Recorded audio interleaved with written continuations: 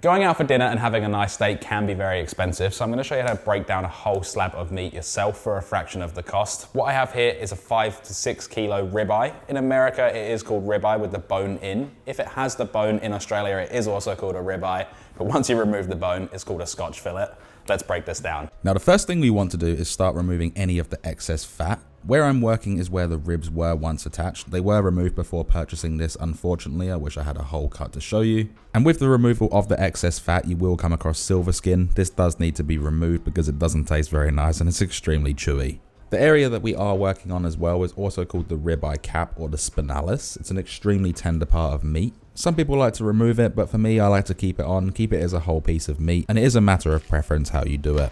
Once you have that side cleaned up, we can then flip it over. On the top side, there will be thicker bits of fat. I like to go through, trim it up, make sure it's all flat and even the whole way across. That way you're getting an even amount. It's not going to be extremely thick in one certain area. And just be sure to not remove any of that flesh. Be really careful. Use a sharp boning knife like what I'm using here. And everyone's different, so you're going to be doing this differently. If you like fat on the steak, then you're going to leave a little bit more on there. Some people don't like any fat at all, so I'm sure you're going to trim the whole thing off. And it also depends what cut of meat you have as well. Something like this deserves the fat. When you're cooking it, it renders down, adds even more flavor into the meat. And if you're wondering what to do with all of that excess fat that's been trimmed, place it in a pan and render it down to create beef fat. Then it can be stored in the fridge and used for all sorts of different things. Once you're happy with it trimmed and cleaned, this can start to be portioned out. What I'm doing here is just cutting off a big slab. I used this as a video we did back at Christmas for a rib roast, obviously boneless rib roast, and this right here is that piece of meat. It weighed roughly 1.4 kilos and came out perfectly, but you can slice and portion these however you like. Also, to go back on what I said earlier about that ribeye cap or spinalis, that darker bit of meat at the top right there is exactly what I was talking about. Now, like I said, you can slice these however you like, whichever size you want.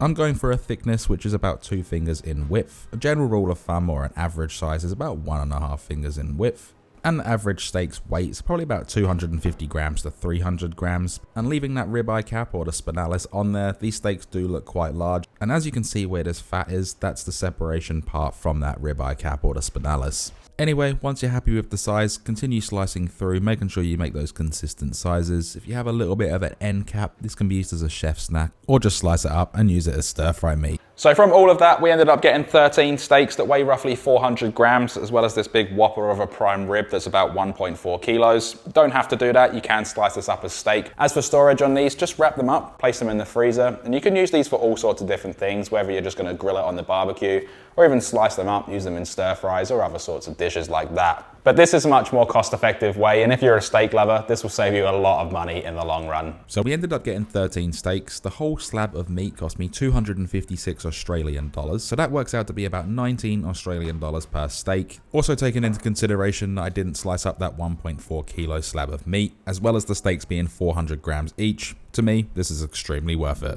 If you enjoyed this video, hit that like button, really helps me out, helps the channel be seen by more people, and consider subscribing along with hitting the bell notification next to it so you never miss one I upload, and I'll see you in the next one. Thanks for watching.